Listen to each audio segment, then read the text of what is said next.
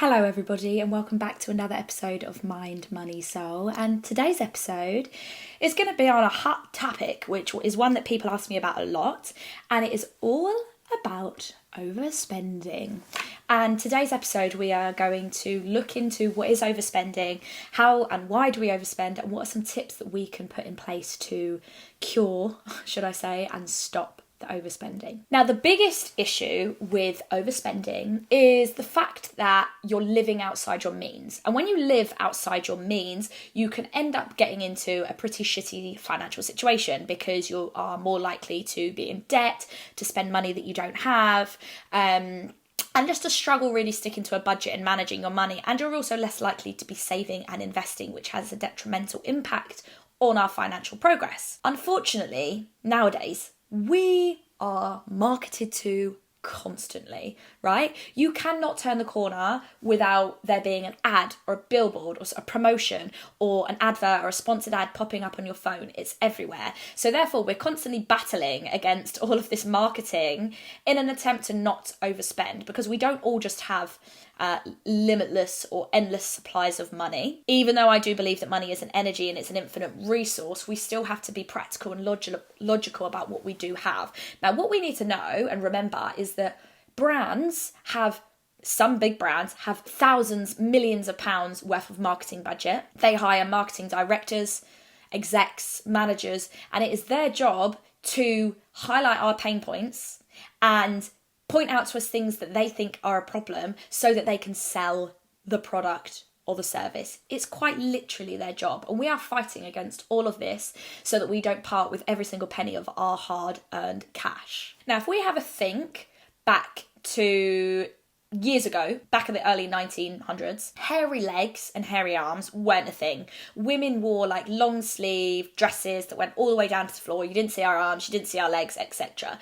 Then as clothes started to get more revealing and women got their legs out and their armpits out and all of that, brands capitalised on this idea of women needing to not have hair, that having hair was a masculine male thing. Men can have hairy armpits and hairy legs, but women cannot. So therefore, it was literally the beauty standards and the beauty industry that created a problem, that told us we had a problem so that they could sell their product of like shaving creams, shaving foams, razors, etc. They quite literally created a problem so that they could sell us a product. There was an article back in like I think it was 1915, which was like, young girl cuts her leg from shaving, and it made national news because shaving your legs was so unusual and not normal. But then by 1922 there was an ad in Harper's Bazaar which was essentially talking about how to get rid of your arm hair and why armpit hair wasn't a good thing. In the campaign it says, the woman of fashion says the underarm must be as smooth as the face. Boring. And around that time, that brands like Gillette emerged, and they had ads, and they were talking about using, so Milady Décolletette is the dainty little Gillette used by the well-groomed woman to keep her underarm white and smooth. So you can see how there was a shift in the 20s where underarm hair and leg hair was like not a thing, and now suddenly it is. This is an example of how problems are created and then we are sold to, and we are fighting against that. Now, this is just one example, but understanding and overcoming overspending is one of the most important things that you can do when it comes to working towards financial independence. Now, let's be real. I think we've all been in a position where we've been stood in a shop, waiting, deciding in a complete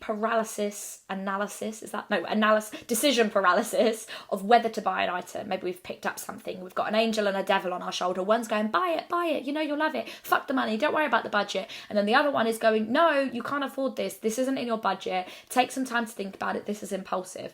Sometimes the devil's louder, sometimes the angel's louder, sometimes only one is present, but a lot of the time we get stuck in this like paralysis between the two. What we need to know is it's so much more than just logic in that moment. There are chemical reactions going on in our brain at that moment in time, and we will get onto those soon. But let me just give you an example of overspending. Now, overspending is going to look different for everybody, but a basic example would be you've set your budget for the month, and then, you're into the third week of the month, you're going along quite nicely, and, you've got £100 left for the next week, but then you go into Zara and you see a bag that you want and it's £90, and that's going to leave you with £100 for the rest of the week to do food, travel, coffee, all of the things.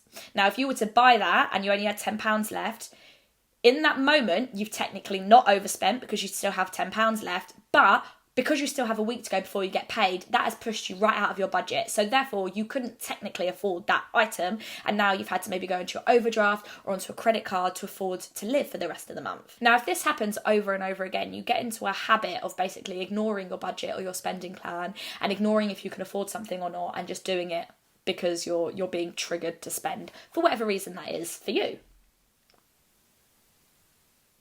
Now, there are so many reasons why you could be potentially overspending.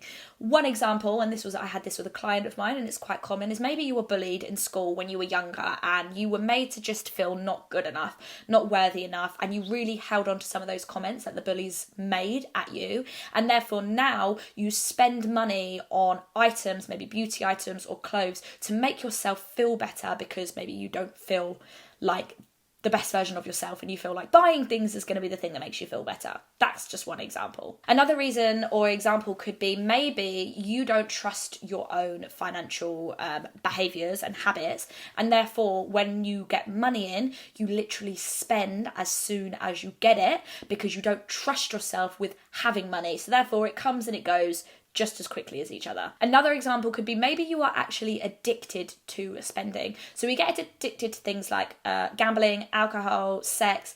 You can actually get addicted to shopping because of the chemical releases that are happening, which is crazy. So let's take a look. You can't see. Let's talk about what happens when you're spending. Also, if anybody is watching this on YouTube, you'll see that I've got this brand new bright yellow and orange cup that my sister so beautifully painted for me. I absolutely love the on-brand theme. I got a lot of on-brand presents for my birthday and I'm absolutely vibing it. Now, we have 4 chemical releases that are going on in our heads. Now, there are 4 hormones which are being ignited or released when we spend. Dopamine, endorphins, serotonin, and adrenaline. Now, there is also a hormone called oxytocin, but that doesn't really come into play as much when we're spending, so we're just going to talk about these 4. So first up, the most important one, dopamine. This is seen as the happy hormone. And you basically get a rush of dopamine when you tap your card, when you spend money, when you click that button. And dopamine is basically released in your brain when there is anticipation or excitement about something, and it can cause feelings of curiosity and desire. And it essentially creates a reward-seeking loop because you are trying to seek a reward, and it essentially occurs when you try to seek more of that feeling, which is why bad habits can feel so good, such as junk food, sugar, smoking, etc. You are essentially doing something, you're anticipating or expecting a reward, then you do the thing, and then you want that feeling again, so therefore you repeat the behaviour. Even if that behaviour is a bad habit or something that's not actually very good, it's the excitement of that thing that is creating and releasing the dopamine. And apparently, that shopping online is actually worse for shopping addictions because when you shop online, you obviously go through the cart, you do all of that, and you then are waiting for the item to arrive, and that leans into and heightens that dopamine release because of the anticipation and the expectation. So if you are someone who is addicted to shopping online and you have literally, piles and piles of clothes in your wardrobe which all have tags on, or you've got piles and piles of bags and boxes that are just sat, that stuff that you maybe have ordered and haven't even opened or returned, know that it's actually due to this chemical release in your brain, or at least that's a part of it. And there are a lot of people who are like this. But there is something you can do about it, so stay listening. But the reason why that's piled up and you no longer feel the urge to like take it back or wear it or use it, is because all the fun happened in the process of actually ordering it, not in the item itself. Now, dopamine itself doesn't last very long, and it can lead to compulsive shopping because you're constantly seeking out that next high of dopamine. And the instant reward and motivation to re-experience the rush starts to outweigh your self-control and practical financial considerations. So essentially, you seeking that dopamine high outweighs the need to be good with your money. Now, then we also have endorphins, and apparently this is the hormone known to be a natural pain reliever, and it comes in short bursts. So if you're a runner, you know that it's also called runner's high because it literally kind of like blocks out the feeling in your body. You're rushing with endorphins. You can run for hours without feeling pain. Now, endorphins, similar to dopamine in that respect, but comes in shorter bursts. And then you also have serotonin, which is more commonly about mood regulation, and it plays a huge part in emotional decision making. Now, because our decisions about money are made from a place of emotion, not logic, serotonin plays a huge part in this.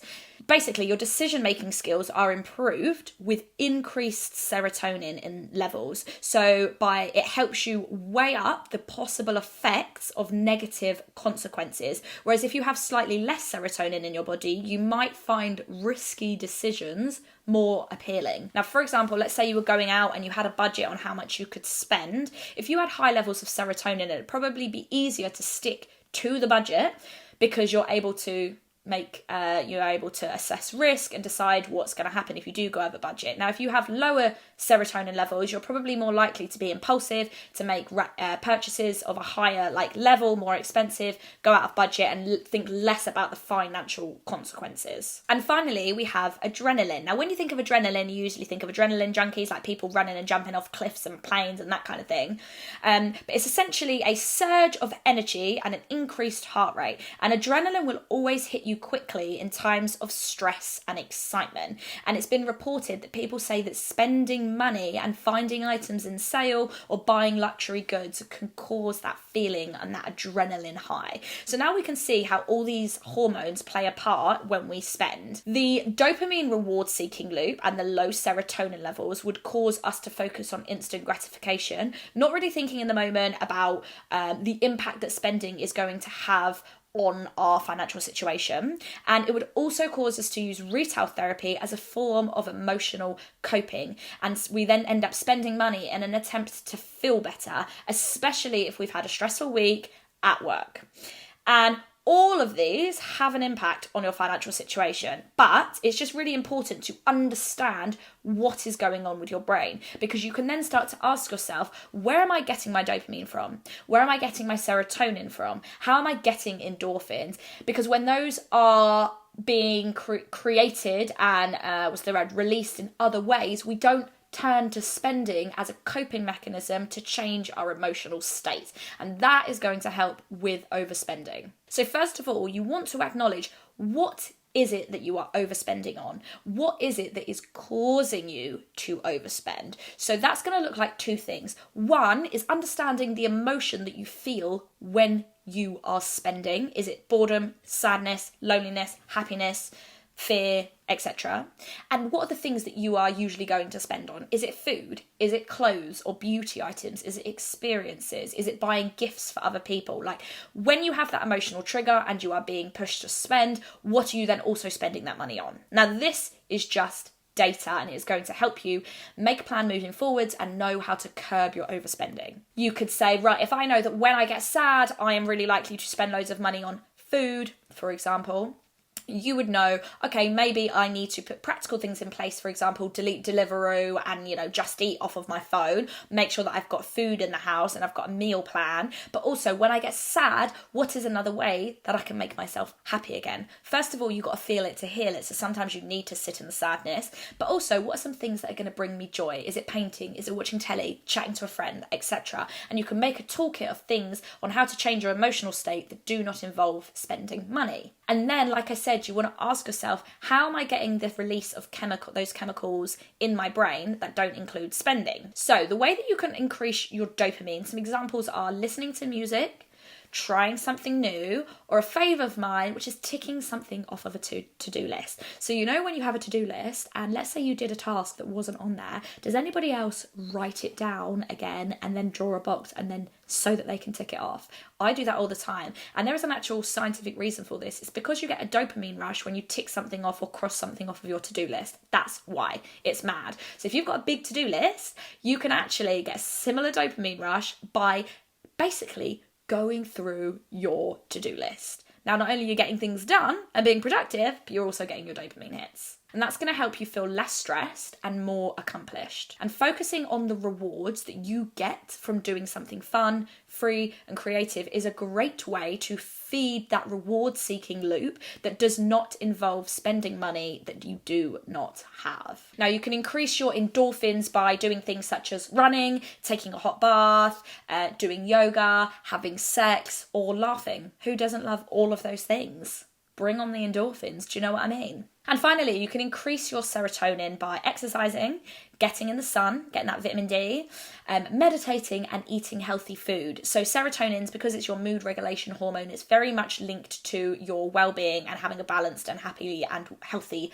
lifestyle. And the more serotonin that you have, the better equipped you are emotionally and mentally to make good financial decisions and just decisions in general. So increasing that is very, very helpful. So that is how you can utilize your brain and understanding the chemicals to help you curb overspending. And thank you so much for tuning in to this episode. I hope you enjoyed it. Please feel free to slide into my DMs and ask me any questions, or send this to somebody who you feel needs it. Thank you so much for tuning in, and I will see you next week.